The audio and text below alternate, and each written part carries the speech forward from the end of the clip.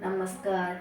माननीय सभापति महोदय, आदरर गुरुजी गुरुमा वृंद और मंचासीन अतिथि और मो छोट बड़ भाई और भौणी माने और मो सहपाठिनी, आज यही 74तम अवसर में मते किछि कहिबार सुजोग मिलिथिबारु मु मो निजकु धन्य मने करुअछि। आज हेउछि जनवरी मास 26 तारिख, साधारणतंत्र दिवस बा गणतंत्र दिवस। गणर अर्थ कौन आ तंत्रर अर्थ कौन? गणर अर्थ है लोक माने आ तंत्रर अर्थ है शासन।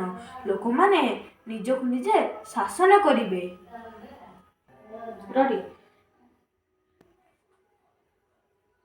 जनवरी मास 26 तारिख 74तम अवसर रे आज मु किछि कहिबी।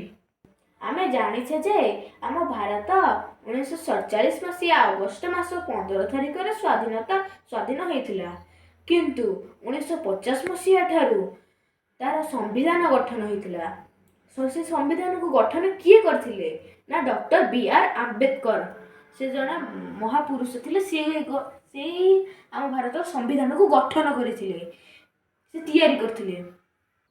Doctor B R. आंबेडकर को भारतीय जनक व संविधान जनक बोली कहा जाए। संविधान अनुसार आम भारत सार्वभौम गणतंत्र राष्ट्र रे परिणत हैला।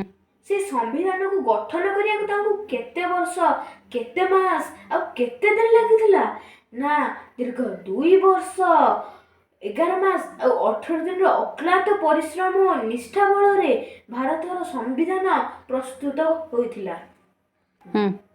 आम देश भारतर संविधान हेउची पूरा विश्वर बृहत संविधान, माने आम विश्वर पूरा बड़ संविधान नीति नियम। एई भारत आम जननी जन्मभूमि, एई भारत जार जगते तुलना नाही, एई भारत आम जननी जन्मभूमि, एई भारत जार जगते तुलना नाही।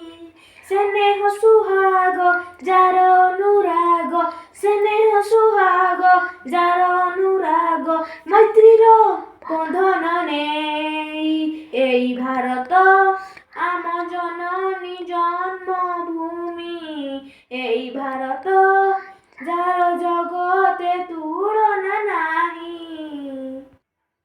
मु एतिकिरे मो वक्तव्य शेष करुछि। जय हिंद, जय भारत।